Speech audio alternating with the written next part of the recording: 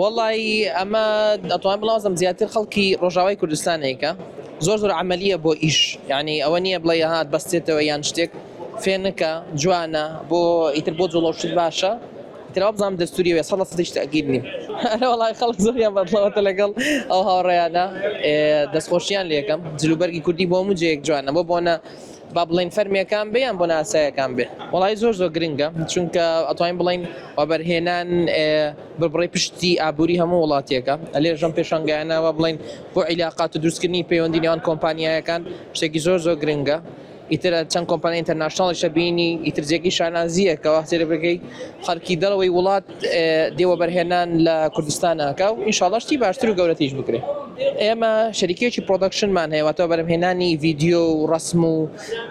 کاری میدیایی ئیتر پێشانگایەکە کەڤرجەکەی واتە دابینکردنی ڤیدیۆ و وێنە بۆ سۆشڵ میدیایەکە لایەن ئێمەوەیە ئەم ڤیدیۆ وێنەی زۆربەی پرۆژەکان ئێمە گرتومانە و لێرە وەکو شەریکێکی پرۆدەکشن لێرەی وڵی کاری میدیایی سەرکەوت چۆنەکەەوە تۆ ڕاستیەک بە خەڵک بگەێنی و لە هەمان کاتە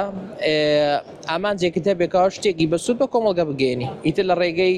هەر شتێکەوە بێ بەرنمەیەکەوە بێ پۆدکاستێکەوە بێ کارێکی دۆکیومنتاری بێ گرنگەوەیەکەوە شتەکە ئامانزدار و بەرهەمدار بێ و خەڵک بزانێت سوودێکی لێوەربکرێت و ئیتر بڕۆتە پێشچاوی بینەران